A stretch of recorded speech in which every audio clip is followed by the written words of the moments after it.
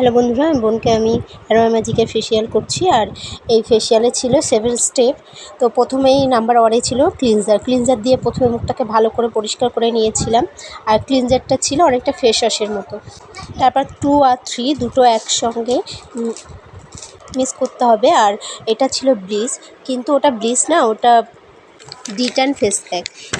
তো যাই হোক, ওটা লাগিয়ে 10 থেকে 15 মিনিট পর্যন্ত রাখতে হবে। তো আমি 15 মিনিট পর্যন্ত রাখার পরে মুখটা হালকা ম্যাসেজ করে আমি ধুয়ে দিয়েছিলাম।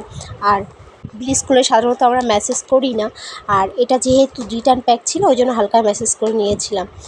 তারপর অন্য কোম্পানি তোমার স্ক্রাব দিয়ে তোমরা স্ক্রাব করে নিতে পারো। এর মধ্যে স্ক্রাব ছিল না। স্ক্রাব করার পরে তোমরা স্টিম দিয়ে তারপরে তোমাদের ব্ল্যাক হেড, হোয়াইট হেড এগুলো পরিষ্কার করে নিতে পারো। আমি সবটা ভিডিওতে দেখাতে পারি কারণ ভিডিওটা অনেকটা লং হয়ে যাবে, তবুও অনেকটা লং হয়ে গেছে।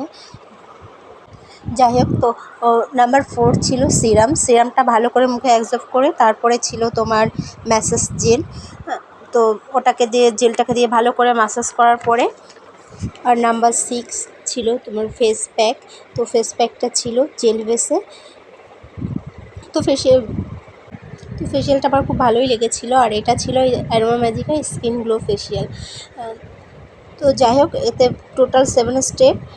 তো সবার লাস্ট ছিল তোমার ফেস প্যাকের পরে ছিল তোমার সানস্ক্রিন।